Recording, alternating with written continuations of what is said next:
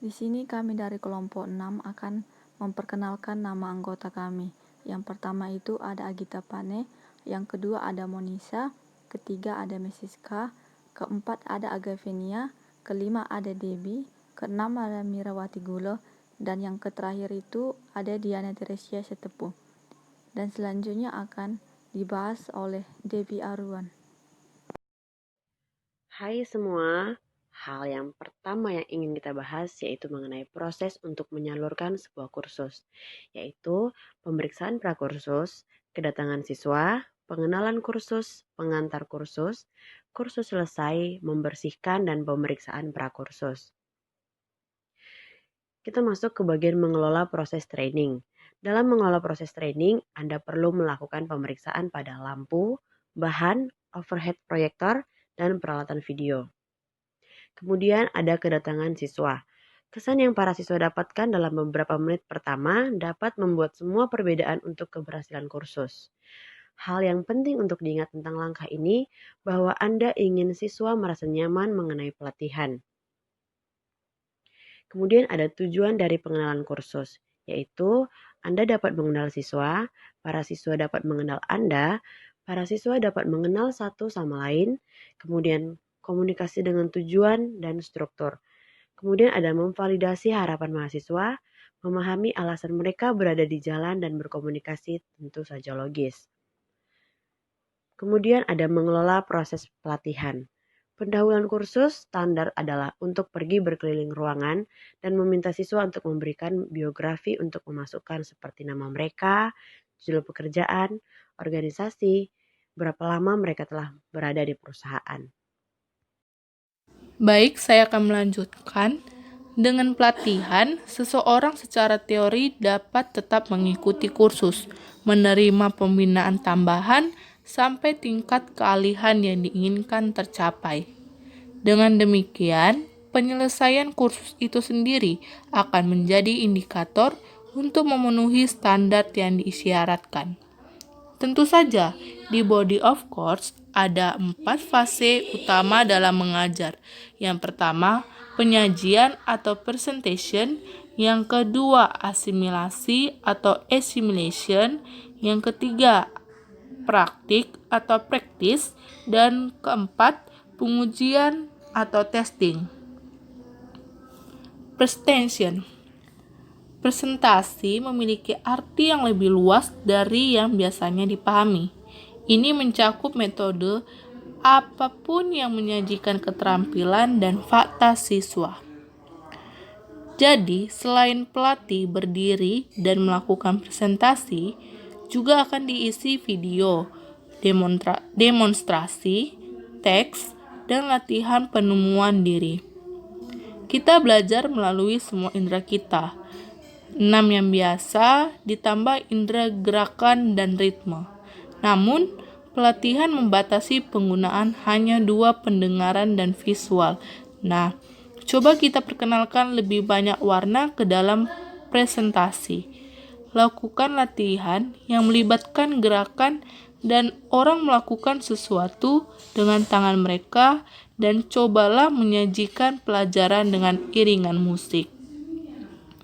Assimilation atau asimilasi adalah proses di mana siswa diberi ruang untuk memahami apa yang baru saja mereka dengar dan lihat. Yang kami maksud, hal ini juga memungkinkan mereka untuk menyesuaikan pengetahuan baru dengan model dunia mereka yang ada.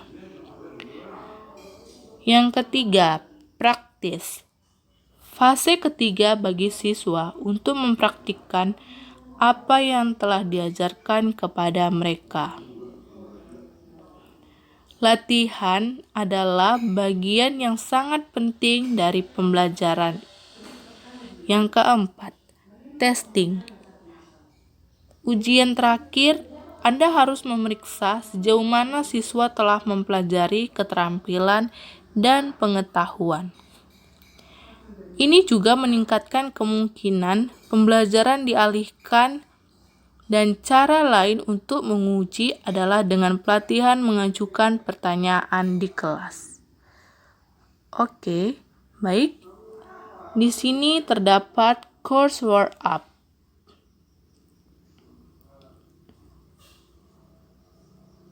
Selama penutupan, kursus Anda harus yang pertama, memeriksa apakah harapan siswa telah terpenuhi. Yang kedua, mintalah siswa mengisi formulir umpan balik kursus. Ketiga, berterima kasih kepada siswa atas partisipasi mereka dan bagikan perasaan Anda tentang kursus. Yang keempat, jika ada, mendistribusikan sertifikat. Kelima, berdiri di dekat pintu untuk mengucapkan selamat tinggal saat mereka pergi. Oke, clear up. Akhir kursus, Anda perlu mengemas materi dan meluangkan waktu beberapa menit untuk memikirkan tentang bagaimana kursus itu berlangsung.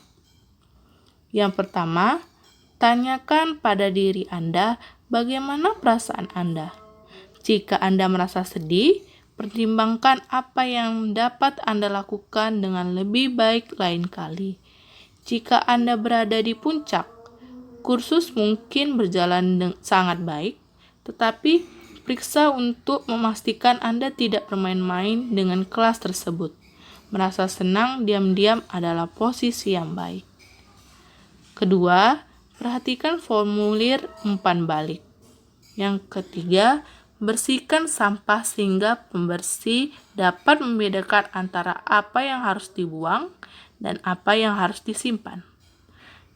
Yang keempat, kemas bahan yang perlu dikirim kembali ke toko. Kelima, kirim salinan umpan balik dan lembar kehadiran ke administrator yang sesuai.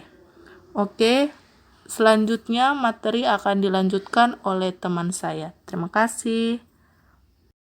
Baik, selanjutnya saya akan menjelaskan mengenai pembelajaran terbuka dan jarak jauh.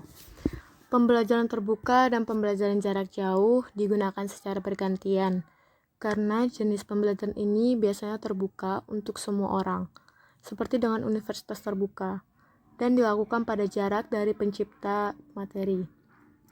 Belajar dapat dilakukan di rumah, di tempat kerja, atau di ruang yang disesuaikan dengan spesialis yang dikenal sebagai pusat pembelajaran terbuka. Maksud pembelajaran terbuka yaitu pembelajaran ini bisa untuk semua orang. Contohnya itu webinar. Webinar berbeda seperti kuliah umum daring, di mana kalau kuliah umum daring itu hanya untuk orang-orang yang berada di sekitaran kampus tersebut atau orang-orang yang berada di dalam kampus tersebut. Sedangkan webinar bisa untuk semua orang. Sedangkan pembelajaran jarak jauh itu tidak harus dilakukan tatap muka dengan pembicara atau materinya. Pembelajaran terbuka dan jarak jauh bisa diberikan berupa video di mana berisi penjelasan tentang materi, sehingga mereka dapat mengulang kembali materi atau melakukan suatu kegiatan sambil menonton video tersebut. Hal itu merupakan keuntungan dari pembelajaran terbuka dan jarak jauh, di mana studinya dapat belajar dengan kecepatan dan kenyamanan mereka sendiri. Dan kebutuhan pemilihan, pengembangan, administrasi, dan penyampaian mata kuliah pembelajaran terbuka harus mendapat perhatian yang sama seperti jenis mata kuliah lainnya. Selanjutnya, pelatihan bahasa dan budaya asing. Seringkali diasumsikan bahwa kursus harus disajikan dalam bahasa siswa sendiri dan bahwa semua materi harus diterjemahkan jika penguasaan bahasa Inggris siswa kurang dari seutuhnya. Ada beberapa tingkatan terjemahan yang dapat diterapkan dan ini bisa menjadi sangat penting ketika waktu atau biaya sangat mahal. Contohnya itu seperti kursus pelatihan dalam bahasa Inggris, di mana ada beberapa orang yang mengikuti pelatihan tersebut tidak pandai atau tidak mampu menguasai bahasa Inggris tersebut, sehingga mereka harus berpikir terlebih dahulu dan mengartikannya dalam bahasa sendiri, lalu mereka akan menerjemahkannya. Pada kursus ini, semakin tinggi tingkatannya, maka biayanya pun akan semakin mahal. Lalu yang kedua, ketika kemampuan bahasanya sangat tinggi, semua presentasi, materi, dan latihan bisa dalam bahasa Inggris, di mana penguasaan bahasanya belum sempurna, tapi masih sangat bagus. Penyajian dan materi masih bisa dalam bahasa Inggris, tetapi peserta harus diperbolehkan untuk menyelesaikan soal latihan dalam bahasanya sendiri. Masih memungkinkan untuk menggunakan pelatih bahasa Inggris. Dan ada pun hal-hal yang harus diperhatikan. Yang pertama, jika penerjemah tidak tersedia, mereka harus mengandalkan pengetahuan kursus, bahasa tubuh, dan nada suara mereka untuk memahami apa yang sedang terjadi. Yang kedua, tingkat berikutnya adalah membuat kursus disajikan dalam bahasa siswa sendiri, tetapi masih memiliki materi tertulis dalam bahasa Inggris. Yang ketiga, penggunaan kosakata, di mana penggunaan kosakata ini dilakukan seperti cara memanggil orang yang lebih tua atau teman sebaya. Yang keempat, budaya. Perbedaan budaya di suatu daerah sangat berbeda, sehingga kita harus menghargai budaya satu sama lain agar tidak terjadi perpecahan. Dan yang terakhir, perbedaan antara orang-orang dari kebangsaan berbeda yang memiliki profesi yang sama. Selanjutnya, ada penggunaan komputer di dalam ruangan. Yang pertama, komputer sangat bagus untuk menjalankan simulasi bisnis dan dapat digunakan untuk menyajikan materi instruksional. Ada beberapa pelatihan berbasis komputer yang sangat efektif. Lalu yang kedua, salah satu penggunaan komputer yang paling efektif adalah menggunakan sebagai bagian dari simulasi. Dengan cara ini dimungkinkan untuk memberikan umpan balik kepada siswa tentang keputusan dan tindakan mereka. Jadi sekarang komputer berperan aktif dalam pembelajaran. Oleh sebab itu, siswa harus bisa menguasai cara menggunakan komputer tersebut. Selanjutnya, daftar aktivitas di mana komputer dapat meningkatkan produktivitas Anda. Yang pertama, mempersiapkan materi kursus. Yang kedua, merevisi materi kursus. Yang ketiga, pencatatan. Yang keempat, mempresentasikan slide. Yang kelima, membuat slide administrasi kursus atau daftar delegasi, komposisi subkelompok, daftar sertifikat, dan sertifikat. Selanjutnya akan dilanjutkan teman saya. Di sini saya akan melanjutkannya dan membahas sedikit mengenai validasi.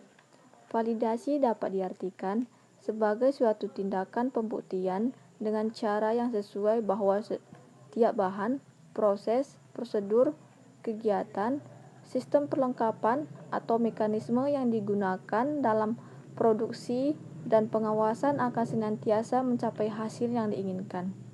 Di dalam validasi, ada dua perspektif di mana ini dapat dilakukan. Yang pertama itu memvalidasi persepsi dan komentar siswa. Dan yang kedua itu memvalidasi terhadap kata sifat kursus. Cara pertama untuk melihat apakah kursus tersebut memenuhi tujuannya yaitu dengan melihat sudut pandang siswa.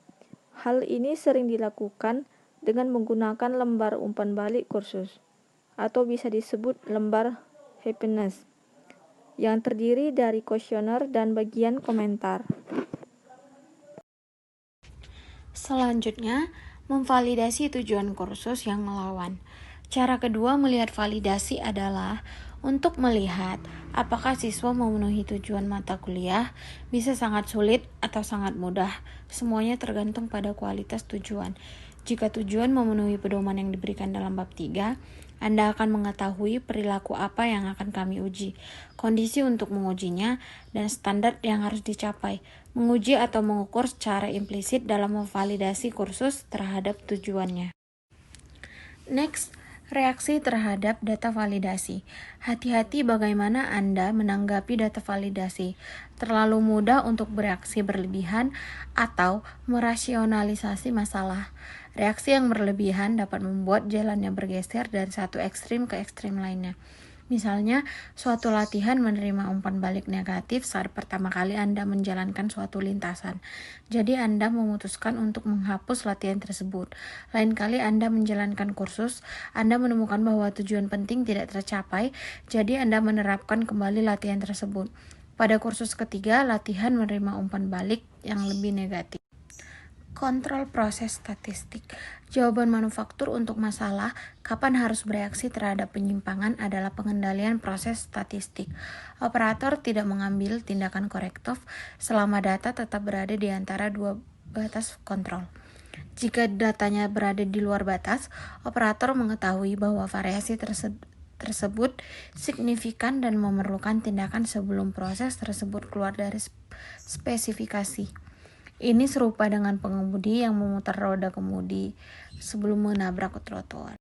Baik, saya akan melanjutkan tentang pengukuran versus target.